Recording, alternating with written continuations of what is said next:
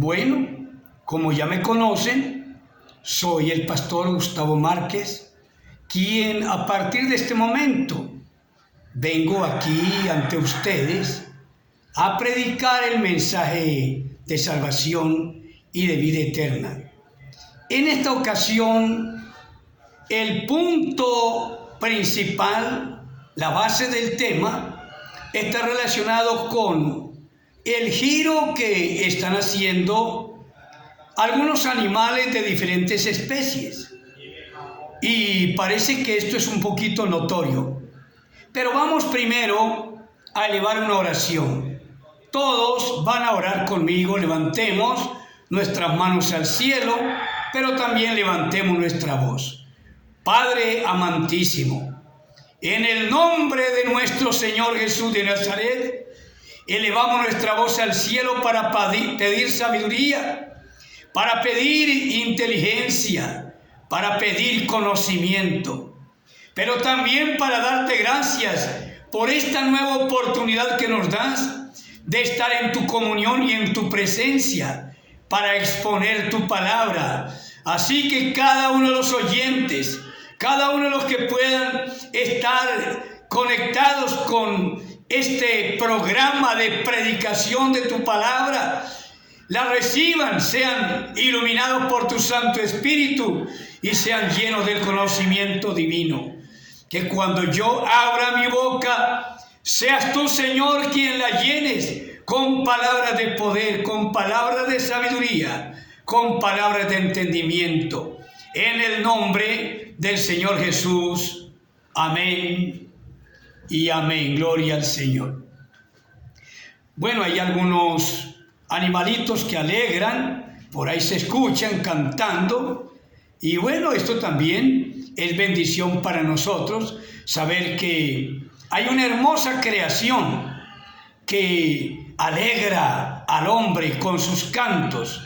En este canto, pues, en este caso son los gallos que cantan, y ellos también alaban a Dios. Para dar comienzo al tema de esta ocasión, quiero leer para ustedes en el libro de Josué, capítulo 6, en el nombre de Cristo Jesús, quien es la autoridad máxima en medio nuestro. Josué, capítulo 6, tengan todas sus Biblias abiertas, amados hermanos, para que todos a la vez estemos conscientes de lo que Dios dice en su palabra. Más, el verso 2 dice, más el Señor dijo a Josué, mira, yo he entregado en tu mano a Jericó y a su rey con sus varones de guerra.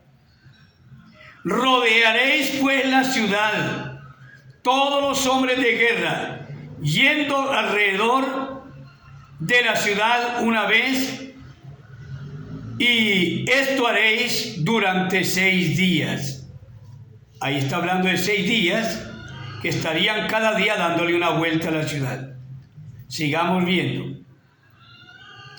Y 7 sacerdotes llevarán 7 bocinas de cuernos de carnero delante del arca. Y el 7º día daréis 7 vueltas a la ciudad, y los sacerdotes tocarán las bocinas. Y cuando toquen prolongadamente el cuerno de carnero, así que oigáis el sonido de la bocina, todo el pueblo gritará a gran voz, y el muro de la ciudad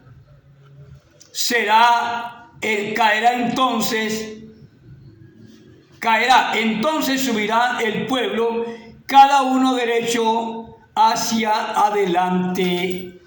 Amén. Bueno, ha sido leída la palabra del Señor, pero quiero que tengamos en cuenta, amados hermanos, que nosotros, los seres humanos, y no solamente los seres humanos, los animales, Y todo lo creado en este planeta lo sometió Dios a un giro total alrededor del sol. Todos sabemos perfectamente, aún por la Sagrada Escritura, que la tierra gira. La tierra gira alrededor del sol, o como en otra escritura dice, que el sol se paró. Bien, pero en este momento el punto importante es que sabemos por la ciencia aún también que no solamente la Tierra, sino todos los planetas que comprenden nuestra galaxia, todos ellos giran en torno a un sol. Pero aún los mismos planetas no están solos. Los planetas tienen lunas. Bueno, nuestro planeta Tierra tiene una luna. De Júpiter dicen que hay 69 lunas o no sé cuántas más. Pero lo tremendo es que todas esas lunas giran alrededor de su planeta. Ahora, si Dios ha hecho para que todo gire en torno a algo, a alguien, pues, ¿por qué no decirlo de una vez por todas? Nuestro sol de justicia es Cristo Jesús. Eso lo dice el Salmo 84:11. ¿Sí? Él es nuestro sol de justicia. También lo dice en Malaquías capítulo 4, verso 2. Y nacerá el sol de justicia, refiriéndose a Cristo el Señor. Bueno, mis amados hermanos, siendo así, entonces los primeritos en estar girando en torno a, en este caso, a nuestro Creador. Estamos girando alrededor de nuestro Dios. Estamos girando en torno a la justicia divina, en torno al Rey. Le hacemos círculos al Rey, en honor, en alabanza, en adoración. Esto no es extraño. Esto no puede ser extraño. No obstante, a través de la Sagrada Escritura, tenemos una cantidad de cosas que podemos ir descubriendo poco a poco. Según lo que podemos analizar ligeramente, los constructores de la Torre de Babel, escúchenme bien, amados hermanos, presten buena atención. Los constructores de la Torre de Babel, ellos también, óigame bien, ellos también giraron alrededor de la torre que estaban construyendo. Iban y venían trayendo los materiales, mientras todos los demás allí, por un lado y por otro, en todo alrededor. Y esto también es un giro entonces alrededor de la Torre de Babel. Es muy probable que la estatua que el rey Nabucodonosor levantó de 60 codos de altura en el campo de Dura, un campo extremadamente grande, es muy probable que no toda la gente estaba al frente de la estatua. Muchos estarían por todos los alrededores. Y mientras los que estaban atrás de la estatua no le podían ver la cara, pues lo más normal, lo más lógico, porque era mucha, pero mucha la gente, entonces giraban para en un momento dado ponerse al frente para verle la cara, para rendirle homenaje y adoración, porque esa fue la orden de Nabucodonosor, que todos los pueblos de la tierra adoraran la estatua que él había levantado. Y yo pienso que, pues para adorarla tendrían que estar de frente. Y como era tanta la gente, pues también estaban haciendo giro alrededor. Esto no lo dice la Sagrada Escritura, pero es casi normal que nosotros lo analicemos, amados hermanos. Entendamos bien esto, porque al fin de todo, Dios es, como ya dije, que ha dado la orden de que todo gire. ¿Por qué no decirlo? En la casa donde el Señor Jesús estaba, sanando a muchos enfermos, enseñando la palabra y proporcionando a la gente el perdón de sus pecados, allí también, oye, escúcheme bien, allí también el Señor Jesús estaba rodeado de mucha gente. Me imagino que la casa toda estaba rodeada porque muchos querían estar más cerca de Él. Pero algunos que vinieron con el ánimo de entrar porque había un paralítico y ellos creían que podía ser sanado, no pudiendo acercarse a la puerta, pues también se fueron por detrás de la casa. Por eso pienso que no eran los únicos que estaban allí, los que estaban al frente. Habrían muchos por detrás de la casa. Entre esos muchos fueron los que llevaron al paralítico con el ánimo de que estar más cerca del Señor para que el Señor lo sanara. Pero ellos llegaron a creer que no era suficiente estar más cerca de Él, ni tampoco detrás, sino de frente. Así que se subieron, por el techo levantaron alguna teja de allí, supóngase que fuera de Ternit o fuera de zinc o de lo que fuera, y bajaron al paralítico para ponerlo al frente del Señor Jesús. Entonces, esto de dar giros ha sido muy común y muy normal, de manera muy especial en el hombre, en la raza humana. Como todo lo demás que ya mencioné, tiene su giro también. Ve usted las lunas girando alrededor de sus planetas, la Tierra y todos los planetas girando alrededor del Sol. Nada es extraño entonces. El hombre mismo ha girado en torno del mundo en su ir y venir todo un tiempo de su peregrinación. Pero me llama la atención otro punto importante. Dios pone un líder importante, un líder lleno del conocimiento divino y obviamente muy santo, muy arrepentido, muy convertido a Dios, para que saque a los seguidores de Dios, a los obedecedores de la palabra de Dios, de un mundo de esclavitud en que estaban, llamado Egipto. Es decir, para sacarlos del Egipto del pecado. Óigame bien, ese líder llamado Moisés fue cumpliendo, obedeciendo como Dios le mandó, y sacó a Israel de allá de Egipto, de en medio del pecado, llevándolo por el desierto conforme a la orden divina.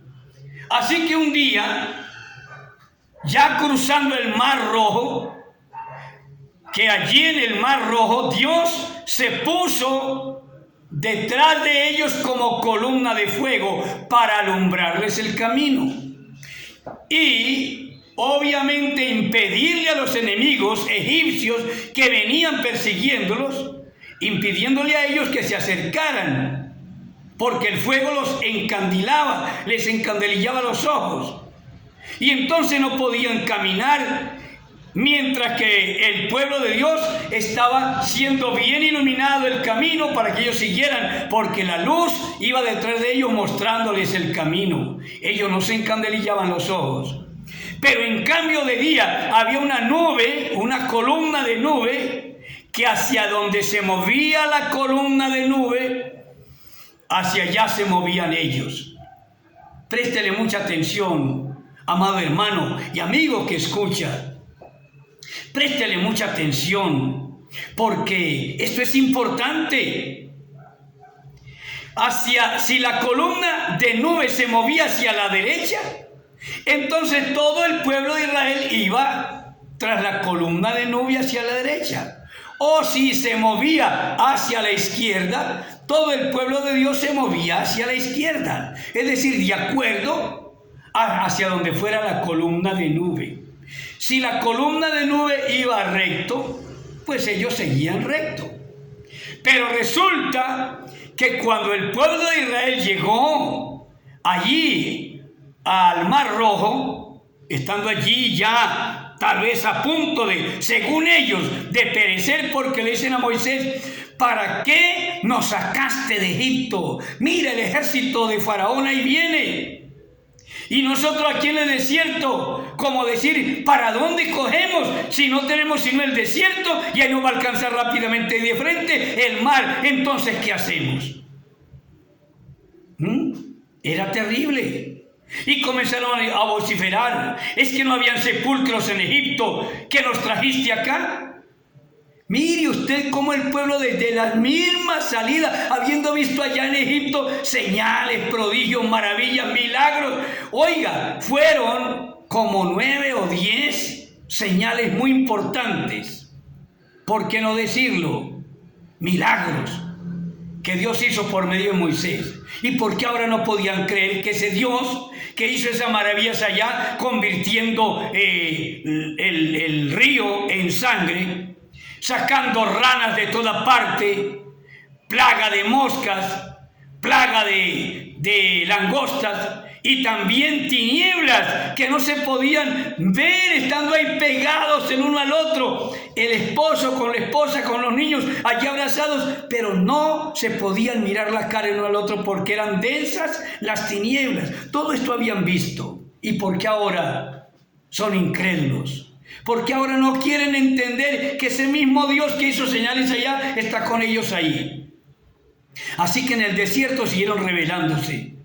Luego le dijeron allá, ya cruzando el mar, le dijeron a Moisés: oh Moisés, tenemos hambre. Nos acordamos del pescado, nos acordamos de los puerros, en fin, estaban trayendo a memoria aparentemente el bien de Egipto, pero se olvidaban de cuán torturados estaban por los verdugos, que los obligaban a hacer tareas pesadas y mucho más de la capacidad que ellos tenían.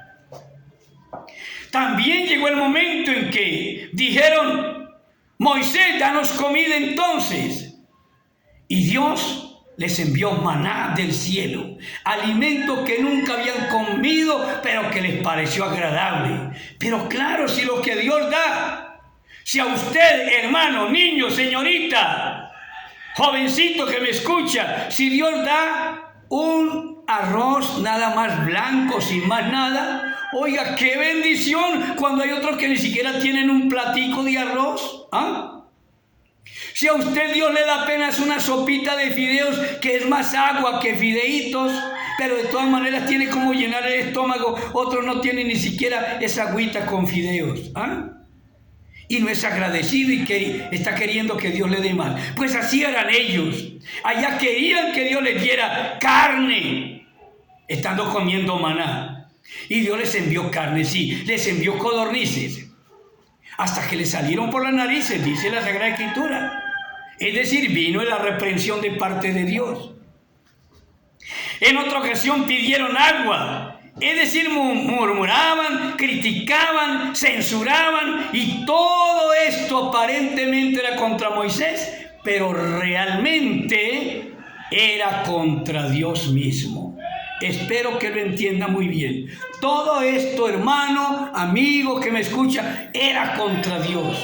No era contra Moisés, no era contra Aarón, no era contra María, que eran los 3 líderes que estaban dirigiendo allí la congregación. Ahora, si esto fuera poquito, ya Dios llama a Moisés que suba al monte Sinaí, y allí unos pocos minutos para Moisés, porque la presencia de Dios, mucho tiempo es relativamente poco para el que está en la presencia de Dios. Entiéndalo bien. Pero en cambio los que estaban abajo, que no subieron al Sinaí, para ellos eran 40 días. Y viendo que Moisés se tardaba para venir, Pues el tal hermanito de Moisés, que era el sacerdote, llamado Aarón, les hace un becerro de oro porque pidieron que les hiciera un becerro de oro para adorarlo. Y luego decían, este fue el que nos sacó de Egipto. Dios se indignó, como también se indignó Moisés, cuando Dios le dijo a Moisés, baja, desciende, porque el pueblo se ha rebelado, porque la gente no está queriendo obedecer, porque la gente no tiene su mirada puesta en mí, sino en Egipto y las cosas de Egipto. Han hecho un ídolo para adorarlo. Todo esto y mucho más, como cuando Dios le ordena a Moisés que le hable a la roca, y la roca le dará agua cuando ellos pedían agua. Pero Moisés, en la indignación que tenía con el pueblo, golpeó la roca y dijo, he de darles agua de esta roca, y la golpeó fuertemente con la vara que llevaba en su mano. Y efectivamente la roca sí vertió agua, porque ese era el propósito de Dios, darles agua. Pero en cambio, Moisés mismo ya no pudo entrar a la tierra prometida, Aarón tampoco, María tampoco. Y para ser un poco más directo y más claro en lo que vengo diciendo, ellos por esa causa dieron vueltas y vueltas y vueltas. Cada año daban una vuelta completa a ese enorme desierto del Sahara antes de llegar a la tierra prometida, sin poder cruzar el Jordán. Óigame bien, alcanzaron a cruzar el mar, que era más difícil, pero no alcanzaron a cruzar el Jordán, que era más fácil. Piense bien, analice lo que todo esto significa. No tengo tiempo para explicárselo. Pero quiero decirle que fueron 40 años. Cada año daban una vuelta al desierto. Y no es que se plantaban o se devolvían o que se extraviaban de la vuelta, del giro que estaban haciendo. Era Dios quien los tenía sometidos a eso. ¿Por qué? Porque los que eran todavía de 21 años para arriba, ya se denominaban hombres de guerra. Entonces, por la rebelión, por la desobediencia, por las críticas, por las murmuraciones, por los chismes y por todo aquello, tenían que morir. Y duraron 40 más los años que ya habían vivido, muchos años, hasta que murieron. Toda esa enorme congregación, dice la Biblia, como 600,000 hombres. Tal vez pasaba un poco la cifra de 600,000, y entre estos no se contaban los levitas, que eran como 22,000. Y todos ellos murieron en el desierto, dando vueltas y vueltas y más vueltas. Entonces esto no es solamente de los animales, nótelo bien. Pero lo que quiero decir es que solamente Josué y Caleb, que trajeron un buen mensaje de parte de Dios cuando fueron a espiar la tierra, ellos sí salvaron sus vidas. Ellos sí, por hablar en nombre de Dios, por honrar a Dios, por glorificar a Dios, por exaltar a Dios, ellos lograron entrar, Josué y Caleb. Ellos fueron los dos únicos. Y claro que sí, los niños también. Los niños, los que eran inocentes aún todavía. Los que no se habían contaminado con el pecado, ni de Egipto, y algunos mucho menos haberse contaminado con pecado de mujeres. Eran niños. Ellos se salvaron. Ellos sí entraron en la tierra prometida, no obstante de haber estado dando vueltas también juntamente con sus progenitores. Pero el punto que quiero mencionar ya para ir terminando es de lo que leímos hace un momento. Es de lo que leímos. Cuando Josué logró penetrar a la tierra de Canaán, es decir, cruzar el Jordán, ahí dio una orden explícita que yo quiero repetirla para que la tengamos muy en cuenta, porque ya lo leí en Josué capítulo 6, pero yo quiero, hermanos, ustedes que están allá escuchándome, allá viéndome también, ustedes que están siguiendo la enseñanza a la luz de la palabra, quiero que noten que el Señor, capítulo 6, verso 2, el Señor ordenó, mandó dijo a Moisés: yo he entregado en tu mano a Jericó y a su rey con sus varones de guerra. Pero no se queda ahí, sigue diciendo: rodearéis, o sea, le daréis vuelta a la ciudad. ¿Ah? No era una ciudad muy grande, pero estaba con fuertes muros impenetrables. Nadie podía entrar. Nadie podía salir, las puertas eran bien aseguradas, bien fuertes. Nadie podía salir, nadie podía entrar. Solo podía salir de allá a quien el rey diera orden de que saliera. Pero Dios le dijo: rodearéis la ciudad, todos los hombres de guerra. Oiga, yo no sé cuántos eran, pero sí creo que eran muchos. Es decir, era una enorme multitud que estaba rodeando la ciudad, dándole vuelta a la ciudad de Jericó. Un día dieron una vuelta. La orden de Dios era por 6 días darle una vuelta cada día. Ya lo leímos. Pero el día séptimo, ahí quiero detenerme un poco en lo que dice el verso 4. Dice: y 7 sacerdotes, 7. No podían ser 8, no podían ser 6. Tampoco hay 6 y medio, tampoco hay 7 y medio. Eran 7 y nadie más.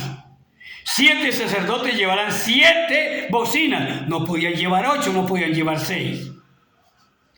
De cuernos de carnero delante del arca. Delante del arca. O sea que el arca, donde estaba la presencia de Dios, tenía que ir con ellos. En usted y en mí, hermano que me escucha, tenemos que llevar el arca del pacto, que es nuestro Señor Jesús. Él es la presencia misma, Él es Emmanuel, Dios con nosotros. Alabado su nombre, apláudale, aleluya, gloria a Dios. Él es nuestra arca, Él es nuestra salvación, bendito su nombre. Entonces sigue diciendo: y el séptimo día daréis 7 vueltas a la ciudad, y los sacerdotes tocarán las bocinas. Oiga, el último día, el día número 7, la Biblia no menciona los nombres de los días. Ahí no había un día llamado sábado, como los hombres hoy quieren definir, que Dios a un día le llamó sábado. La Biblia no dice eso. Habla de un sabbat, que quiere decir descanso. Descanso nada más. Cualquier día puede ser día de descanso. Cuando usted no trabaja es día de descanso. Eso es todo lo que quiere decir. Bueno, entonces,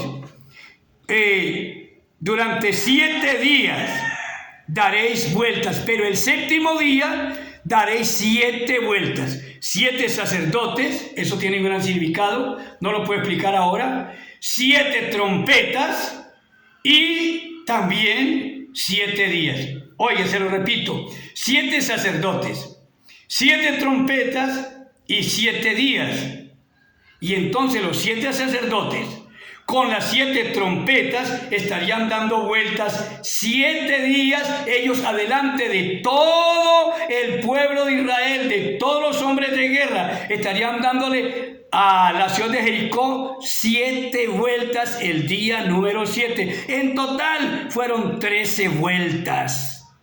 Fueron 13 vueltas que le dieron a Jericó.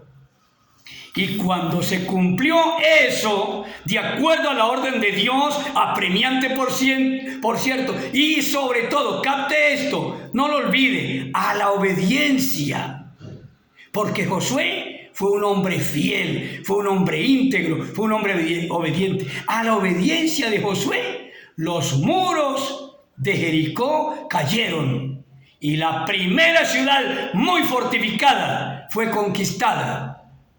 Pero la única orden es que no tomen nada de la ciudad, porque eso es anatema, que eso quedaría solamente consagrado a Dios. Que nadie tome nada. Si vio una moneda por ahí muy bonita de oro, demasiado grande, mejor dicho, no la tome, déjela ahí. Si vio un lingote de oro, qué sé yo, qué tamaño, déjelo ahí.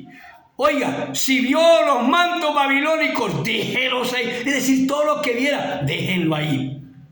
Eso era la primicia. Eso era para Dios, la primicia es para Dios. Aprenda también eso, hermano. De su trabajo hay hermanos que lo hacen, sí, fielmente lo hacen. Ellos dan la primicia de su trabajo. El que vende arepas, pues las primeras arepas que vende. El que vende empanadas, el que vende cualquier cosa, el que maneja el taxi, la primera carrera, es la primicia. Esa la aparta para Dios. Asimismo Dios le dijo: la primera ciudad me pertenece. Nada de lo de allí tomaréis. Eso será consagrado para mí. Ahora entiendan qué importante es la primicia. Bien, pero quiero llegar al punto entonces de que los animales están dando vueltas actualmente, ya por muchos días, ya creo que llevan como 16, ¿sí? O 17 días, algo así, dando vueltas en círculo. No se juntan, no se mezclan. Las ovejas van solas, dando vueltas.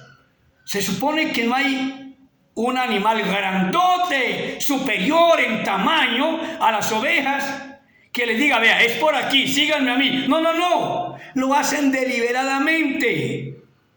Si hay una por allá un poquito extraviada, viene y se une, como también cualquier hermano que esté extraviado del camino de girar en torno al sol de justicia. Venga y únase también, porque es para usted el llamado que están haciendo aún aquellos animales. Los caballos allá también juntamente, caballos con caballos, están dando vueltas, girando en un círculo alrededor de qué sé yo, que verán o que entenderán. Así las vacas, aún las hormiguitas, oiga, las abejitas, los peces, las ballenas. Oiga, esto tiene algún significado. Esto es una señal de parte de Dios. ¿Pero para quién la señal? Para usted y yo como conocedores de la palabra de Dios. Para que todos sepamos que ya Cristo está pisando este planeta, que Él va a levantar su iglesia, que no tardará y que nosotros tenemos que estar listos, preparados. Porque la hora de su ira también está llegando. Y no creo que usted va a confundir la ira de Dios con la gran tribulación. Hay algunos que a la ira de Dios la llaman gran tribulación. No, el Señor fue específico en decir que es gran tribulación, y es todos los tormentos que los hombres causan a los hijos de Dios por el glorioso y santo nombre del Señor Jesús. Eso dice la Sagrada Escritura. Pero también habla de la ira de Dios que será derramada en el cáliz del ardor de su ira para castigar a aquellos que no quisieron obedecer a la verdad y más bien siguieron la mentira. Usted que está entendiendo esta señal de los animales, únase por favor, únase al pueblo de Dios. No estamos llamados a mezclarnos como los animales entre sí no se mezclan. No estamos llamados a mezclarnos con todos los demás pueblos paganos y perversos de la tierra. Apartaos de en medio de ellos, dice el Señor,